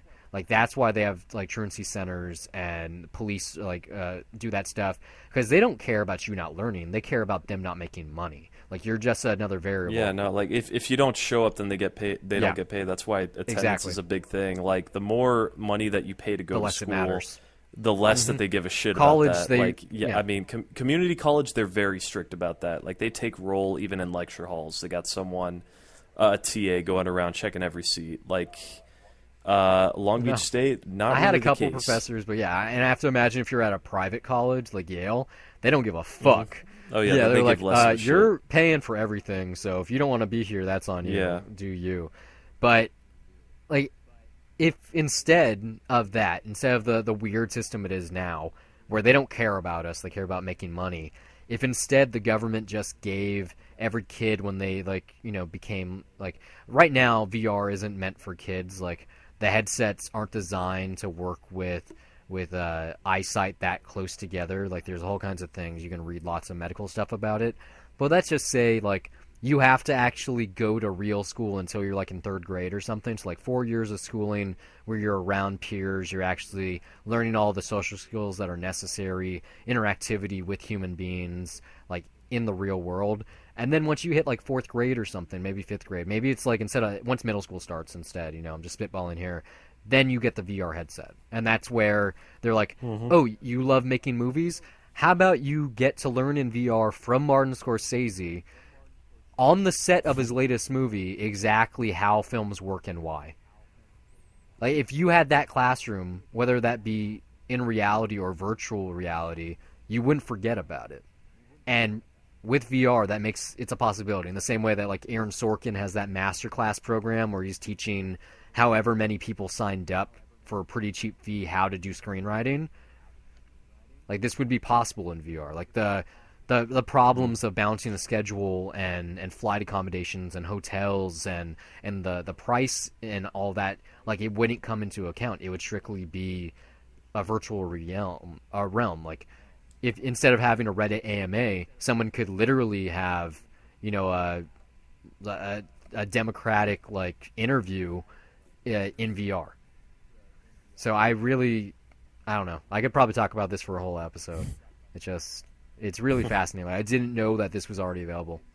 No, yeah, it's like it's very curious to see like just how that's going to turn out. Hope. Like, as far you could discuss like a whole episode on this. Like, and these are very half-baked ideas that I'm having right now, you know. But like, it's definitely it's one of those things where it's like, yeah, man, the future, like well, now kids' times is going to be very different to what ours. Oh, they was, already basically. are though. Like I was talking to. Yeah, no, like I mean, but even more so. Maybe, but just like the concept, like you remember. I don't know if it was the same for you, but I wasn't allowed to get a cell phone until I was like 12 or something like that, 11. Yeah, Oh, I got got earlier it than early. me, Most of then. my friends didn't have Yeah. one. The reason I had one is because like my brother already had his, and it was like a safety precaution. It was like I didn't have text messages or anything really. It was just Like, my first phone was a Virgin Mobile, and it was only so I could call exactly my like parents. mine was That it. basically Like, yeah, if I was texting or shit, I'd have to pay for yeah, that I out of could my own basically pocket. only call people for emergency situations. But at that point in history, at that point in time, I just used my phone for games. Like I had like a tennis game on my Nokia phone, which was awesome. I had like Brick Breaker and stuff. I was like, these, Yeah, there was, yeah. like, Oh, I didn't have Tetris and Tetris. I only had stuff. the free stuff. But it was Oh yeah, and those phones didn't even have a color screen. no, mine either, did. so Mine had color, but it was like mine minimal, didn't. and the games weren't in color either. And it was like you could pick like a certain color you wanted. I think it was like red, green, yellow, purple, or whatever. And like that was just so you could know what you were in like highlighting on the screen. But yeah, a lot's changed now because like as soon as you're born now, if you're a true millennial, you get a phone for like your 5th birthday. Like you know how many kids I see, like not anymore, thank God, but that I would see with phones bigger and better than mine. I'm like, you don't even appreciate that thing. You don't know what it's like to have change in your pocket and have to use a payphone when you needed to make an emergency phone call. See, I don't want to say stuff like that because then that's what makes you feel I don't old. feel old And thinking I'm that way. 20. I'm 25. I'm not ready I totally to feel that remember way. wanting a pager badly. I had no purpose for it at the time, but I Exactly. very Yeah, it's just you I want one very just yeah, because. like it went from me really wanting a pager, and then I found out what a two-way was, and I was like, no, I want a two-way. And then they made like the two ways in color with email, and then that's when like the Sidekick came out, and that's when everything changed. And my brother had a Sidekick, so like I remember going, I want something better than this. Like I've always been at least close to technology, even if I haven't had it in my own possession. That's why it's kind of interests me. But as I said like a second ago, we've never done this on the show. If we had Patreon sponsors, this would be the moment where we could pimp out whatever they want us to talk about. Let's take a break from entertainment. How was your week, Steve? Wow, that kind of threw me off. Because, well, it's okay. It's going to be a pretty hectic week now for this week too. So, yeah, kind of a personal question there. Wow, you really threw me off. No, things are fine. Not as great as I want it to be, but you know that's it's like just you life. said, You gotta roll with the your punches phone's on too a lot of shitty stuff. to truly experience VR porn. So yeah, it's not as good as it could be. Yeah, just that's like a little thing where it's like, oh man, if my phone was good enough, then maybe my week would be just a little better knowing I that I could see have that. this. Like I can come home at the end of the day and then just be like, you know what, I want to play with this after all the shit I've gone through today. Yeah, why not? But nope, I don't even have that. Maybe next time, right? You didn't Yeah. ask me because you're a jerk, but my week's been okay.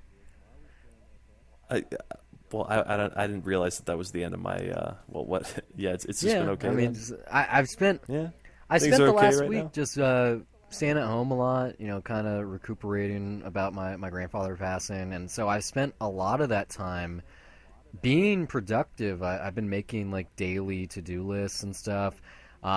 And my real big project over the last week was organizing my room or reorganizing my room. Like it's never messy. I'm a very cleanly person, but I flipped a lot of it.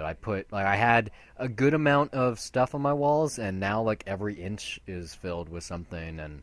And like I found my Daredevil action figure, like my Ben Affleck Daredevil action figure. So that's hanging on my wall very proudly. But I went under my bed. I went through storage. I took out all the things I didn't have that I wanted to use. So like I have my PS2 out and set up now just because why not? And like I have a video game shelf on my bookshelf and a DVD shelf now. So like it's not segregated. Like I don't know. It's not a big difference. Like someone actually came over and visited the other day, and he's like, is that a new poster? And I was like, they're all new posters. Like, what are you talking about? Like, you didn't notice? Like, I have. I need to decorate my room too. Like, I did clean my apartment because it really needed to be done, but like, there's still so much space that I can fill. Like, here. I mentioned the other week, maybe off air, that I have a VCR now and some VHS tapes, and I was going to watch them on a CRT TV. So I did set up my CRT. It is hooked up. It looks really bad, but I have a copy. I have the director's cut of Attack of the Killer Tomatoes in pan and scan. Like, see, that's the thing. That's how you should watch shitty horror movies for so Halloween. I'm going to watch this really crappy pan and scan director's cut of Attack of the Killer Tomatoes on my VCR on this shitty TV. I don't think I have any other horror on VHS, but I feel like that's like, for instance, that I don't remember the name of it, that horror film you saw for Weird Wednesdays with the cat. If I had that, I would. That was Terror Tuesday, and yeah, like you could totally just hook up your Blu-ray player with the RCA cables because it's a VHS rip on. No, it's a VHS rip on Amazon, so it'll look shitty no matter what. No. I'm just saying you can. It would be faux VHS, but it is a VHS rip. Like, and that I don't think that movie would be as awesome though, because I mean that movie with the crowd, like, it was a sold out crowd. I never expected that to happen for that movie because usually the more obscure stuff that no one knows about just kind of gets lost in the cracks. But when you read what that movie is about, like, you can't be surprised either, especially at the price that everyone paid for the ticket, and it just ended up being an amazing experience. Like everyone's brains melted watching that movie. It was awesome. Maybe I'll even rent a VHS this year, just to see if I can, like if I can find a place that has them available. Because I walked into there's like 3 different places near me that I can live do in that hipster at. Central It's USA. insane. So, besides Brooklyn I'm not in and Portland, you're in the third Mecca. Yeah. So, I'm at the center of it all. You're in the cross. You're in the middle between the other two. But I went to a neighborhood video store last week out of curiosity. I found like they had like N64 and PS1 games for sale, which like threw me for a loop. I was like, what the fuck am I buy some of these just to flip them? But all they had was DVD and Blu-rays. And I wonder because I know a couple other video stores in Long Beach, and I'm real curious if any of them have VHS. And if they did, if they charged over $1 a night, they're crazy. So I'd like to see, just out of curiosity, because I feel like there's just certain things, and it's like I said off air, that you kind of have to watch on VHS. Like I'm gonna maybe. Well, that's kind of the only reason I've ever talked about the format in general. Like there's things now that even if they look beautiful on Blu-ray, nostalgia is kind of a factor where. There's just there's some movies that I've seen so many times and I just can't watch them any other way just because that's the way I grew up watching them. I was gonna watch Willy Wonka the day Gene Wilder died, and I couldn't find my VHS copy, so maybe someone took it. I have a feeling like the tracking was really bad on it now. I don't know. Maybe I should just watch it, rent it on Amazon or something. But yeah, I wanted to really bad. It was the day or two after that I set up my VCR. I even put the time on it. It's a working clock now too. That I was like, fuck, I don't know where this looks, because it's a very obvious VHS copy. It's a white case, and then with a really weird cover. Like, it's not the one that everyone's seen that kind of looks like Wizard of Oz. Like, it's a white background with Willy Wonka in the middle, and then like all of the kids around him, and kind of like they're deformed. And Charlie's holding like a lollipop. Maybe I around, can't remember, but like it's. I think that because I think I Yeah, had the same it's a tape. weird I'm not cover. sure. Like when they. It's one of those white cases that you open that they have with kids' movies. Because Yeah, when that they might did the be it. re-release with the super colorful cover, I was like, I don't want that. That's not what I grew up with. Like, that looks really, really bizarre. And so, yeah, maybe it's hiding somewhere in my house, but I couldn't find it. Getting on with the show, though, there's a couple things left here. Judge Judy, super famous lady. She's been on TV since like 1996, I believe. She's making a scripted version of her life at CBS titled Her Honor. It's gonna get her even richer than she is. If you can believe this, the last time her finances were reported, which was a couple of years ago, she makes $47 million plus a year. She's the highest paid TV star just to be a fake judge, basically. I don't understand it. The craziest thing, too, is that Well, that's how daytime TV works. Is you just give money to the people her that are on show, it. she's the producer for. She also produces the Hot Bench Mm-hmm. show, also on CBS, and she's going to be the producer on her own biopic TV series. So she's going to be making a ton of money that she doesn't need. And like my mom is one of the people that watches her show like religiously. I don't get it. Like it's like this is no better than the People's Court or any or fucking Judge Joe Brown. It's daytime TV, you know. Like I mean, hey, if your mom watches it, then I'm for the sake of that, I'm not going to Say what the fuck mean, you want. But, She's stupid for watching it for this long. Like probably one of the highlights of her life. Daytime TV, like you just either you're old and you got nothing going on in your life, like just No, I mean, no, that stuff is you so misunderstand. fucking You misunderstand. mind-numbing. They DVR the shows, and then they watch them at a later point in time, like as a marathon. I mean, there is something kind of appealing about watching. They don't trashy hate watch TV, it. though. Like, They don't I hate mean, watch it. They well, watch it. I know, but it's like, hey, if I'm watching something like, let's say, Cops, like, you know, like Blake does this too. Like, I got a ton of friends. Like, almost everybody that I know, it's like if they see that Cops is on, then you don't change the channel. You kind of just keep it on and you keep watching, even though it's kind of the dumbest fucking That's thing to fair. watch. Like. But there's it a still difference. Just has your attention for some reason. Like, and Judge Judy is like, I see that it's a different thing, but for some reason, I feel like the effect is kind of the same. There's a difference, though. You know, like whatever that someone's case is that you're watching, it's kind of like you want to see how that unfolds. In the same way, like Cops, which is like, oh, someone's getting arrested. What the fuck's going on? I want to see what There's goes a down difference, here. though, between watching a TV program when you find that it's on and religiously watching it like every day of the week because you love this fake judge. Like, I don't even know if my mom and the other regular viewers are aware that this is like a fabricated courtroom. Like, it's not an actual court, it's a set. It took me a long time to really figure out that reality TV. Like I watched Viva La Bam This is thinking so that was the most real. awesome shit, and then later on, like when I got like I don't know, like late in high school, I was just like, oh my god, this shit is like so obviously scripted. Why the fuck did I enjoy this? Even though I still kind of do now, if I come across it, but yeah, like it's so fucking dumb. There should be much in the same way that, you know, when voting originated in our country, how there was like the test, like you had to pass a certain test to make sure that you were allowed to vote. They should have this thing like a questionnaire where it's like, do you watch reality TV? And if you do, you're not allowed to vote in the presidential election because what state? It is the excrement. Yeah, it's like, how are you able to pick our future leader and yet you waste your time watching fabricated entertainment? Like, I asked my stepdad. Well, you could. There's so few people that do vote No, that you could just bullshit. I like, bet argue. you most people that watch Judge Judy are voters because you should experience this shit. Like, every person I've ever known that watches Judge Judy like yells at the TV or like argues amongst themselves about like if something was okay or not. And, like, they root for Judge Judy like she's the sovereign saint of the judiciary system. Like, it's really bizarre. It's really scary.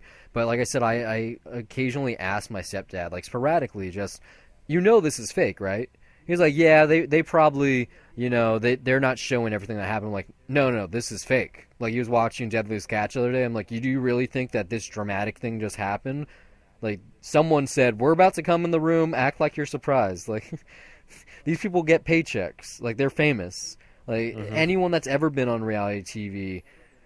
You should be like, hey, I went to school for Not this no, shit. I knew know, before trust me. then. It's just No, but I mean, it's like you have taken class. Like there are media classes where I don't know if it's specifically in the FEA program because I took them at JC, but like yeah, there are media classes that really delve into how this stuff is made, and it's pretty like it's pretty crazy. Just I mean, to me, the notion that it's so easy to be entertained by it's this crazy. stuff. But like I could see why in the same way of like something like Cops and that. Really, I think just anything legal where someone is about to go to jail or something like maybe there's just something like it's like every time that you go to a street corner and you see a cop car with flashing lights and you see people sitting down, like there's always groups huddled around like asking what's going on. Like I think there might just be that natural part in people that whenever they see trouble, they want to know what's happening or how things are going to go down and who's going to pay the price for that and who's responsible. It might be a human thing, but. Yeah, I mean, Judge Judy, it's not my scene, so I Well, if don't you want to watch it. real court drama this week, Kim.com, the man behind the ill-fated Mega Upload service, which is like basically before people really embraced torrents, it's how they pirated stuff, like in the interim between LimeWire, BearShare, and the internet now, like before streaming became a thing. He's currently facing another court proceeding. It's like he's in New Zealand, and the U.S. government is trying to make him a piracy martyr. But basically, he won this injunction, basically, that his continuing court proceedings are going to be live stream on his website, on YouTube, actually. And so I think today was the first day of his trial, or at least this leg of his trial. He's like had like 3 different appeals or some shit. So I might watch it tomorrow. You can tune in and watch a live, court case. And the reasoning behind this, the reason why he was able to get it pushed through was he wanted, because he kind of is the spokesboy for like the like fuck you, like we're gonna pirate stuff. Like he named himself Kim.com. That it's like we want to have a democratic way of everyone to be in the gallery of the courtroom. And so anyone can learn the facts the way they happen, not the way that the press paints them. Because why would something like Fox News or CBS or whoever else, CNN, actually talk about this court case the way it's happening when they're overlords, the big people in the big offices 100 floors up, are going to lose money if he doesn't win. I mean, if he does win, So as far as I know, this is like the first time they've ever live streamed a court case. So pretty interesting precedent here. Yeah, especially one that big. Like, I won't be able to watch it myself because I got other stuff. But yeah, like that's for the sake of history. It's yeah, pretty that's interesting. So there's only like one or two things left on the show. This one's kind of major. Sony, who's a big player in the 4K world. You remember their Ultra platform that they introduced last Christmas? It's a 4K streaming option. Well, it's actually not streaming. It's a 4K movie marketplace. Okay, like I was like Ultra. Yeah, it's called Sony Ultra. I was like, yeah, oh right, it's, Ultra HD, it's their 4K movie marketplace, and it came out last Christmas. And so currently, the way it stands, you can buy a movie for $29.99. Like they might have sales every once in a while, but it's a hard $30 for most of the titles. And they have, I think, currently probably like around like 70 movies, most of them made by Sony directly. So stuff like Chappie and like Spectre and Concussion, like all the stuff that every major last release year last or two, year, like The Walk and stuff like that. Amazing Yeah, both Spider-Man. of those, and also I think the Men in Black movies. So like a lot of movies in their library. So they're adding at some point next year the options to both stream ultra high def content HDR and then also rental. So the rental is actually not that bad. It's only going to cost $7.99 a movie for a 48-hour window, which is only $3 more than Amazon charges right now. Well, that's roughly the price for a 3D movie. Yeah, on so Vudu, it's I think yeah, maybe that's $1 more, but that's it's really still not a around there. bad price point. And the way that they're going to be doing this is they're teaming with Intel, who's releasing their i7 processors, their new i7 processors, which are going to allow for 4K streaming. So this is going to become much more digestible. It's going to be easier to be done, especially if your only 4K device is your laptop. Then you're going to be able to do it all on there anyway. So this time next year, it's going to be available, and this is really the super smart move because Netflix and Amazon have already had 4K content for like over a year.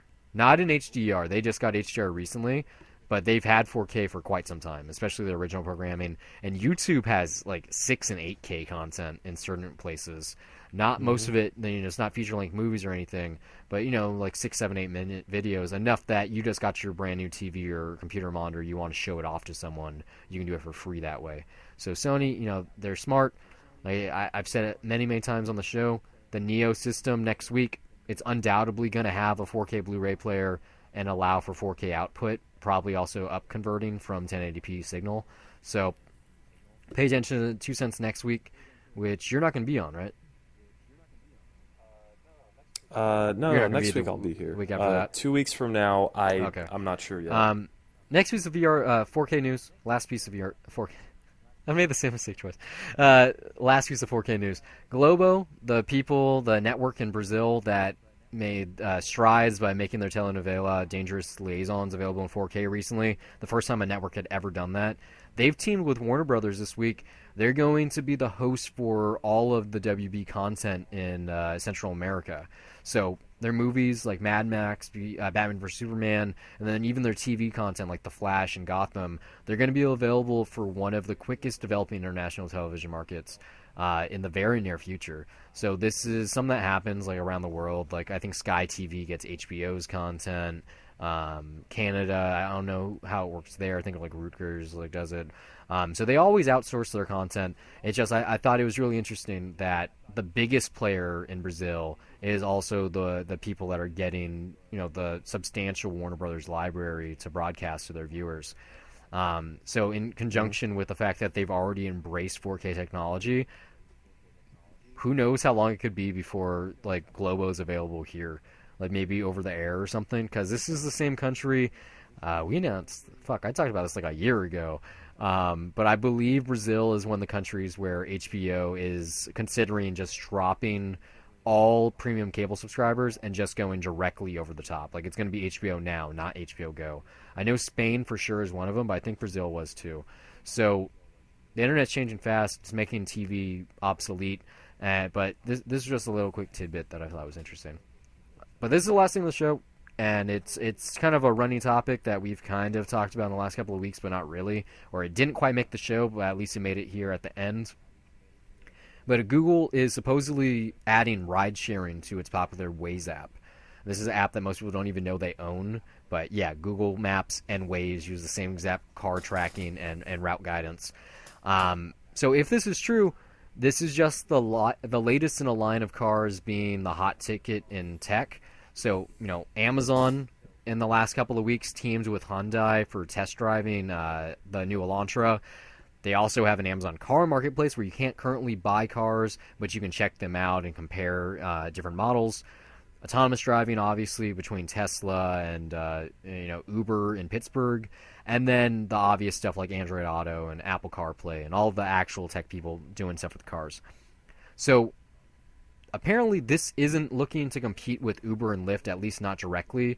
Like drivers are only going to be getting 54 cents a mile for having people in their car.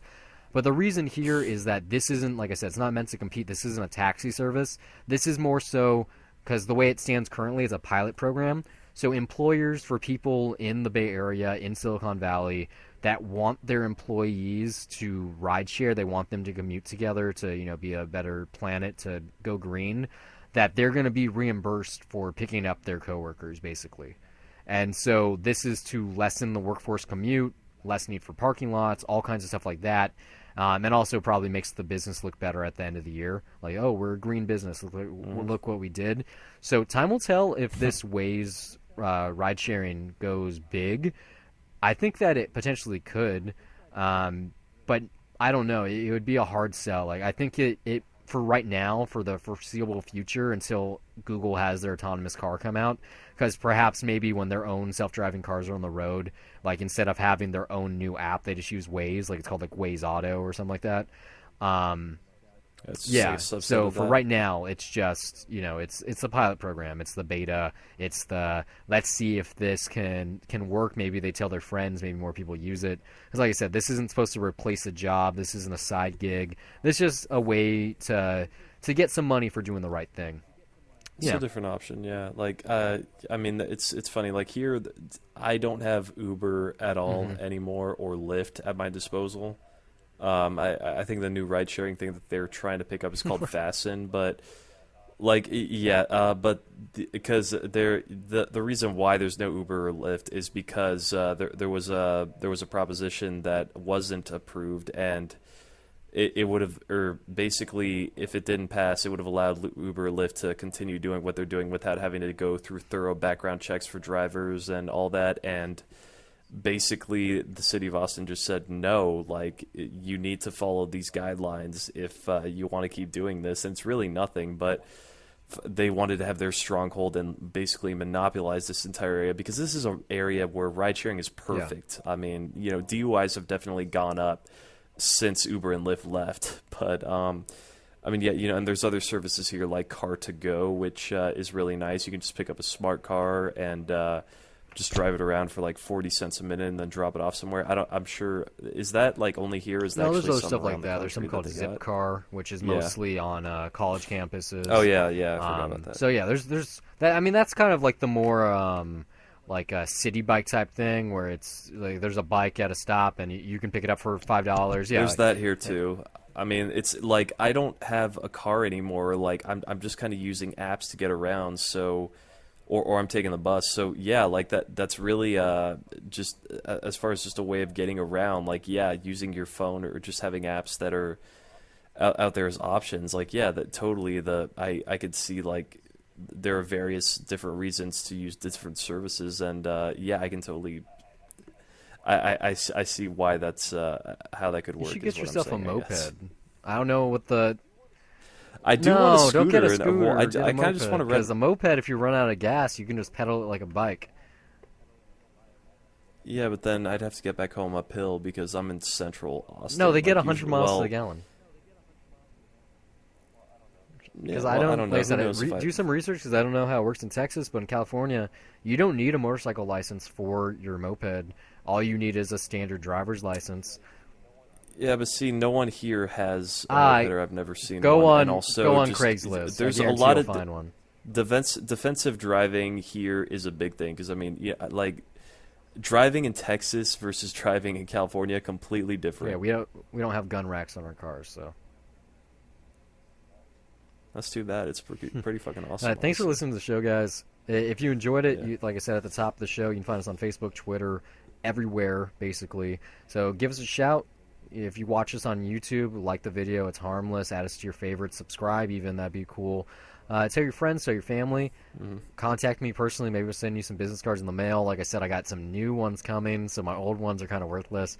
And then even funnier than that, my new ones that I just ordered, I've already made a new card that's just sitting in my portfolio for whenever I want to burn some more money.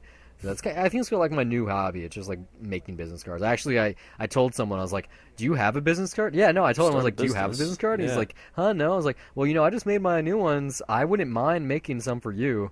I didn't talk rates or anything because I spent so much. Excuse me. I've spent so much time Thank you. building these business cards from scratch that I think it could be a side gig. Like get Tyler some business cards. It's like on Patreon, like one of our it should be one of our monetary like incentives. It's like for $30, I'll make you a business card and like give you some of mine, or something like that. Yeah, but thanks for listening. Hope your week's great. Check out our other content or don't, but have a good one. See you next week.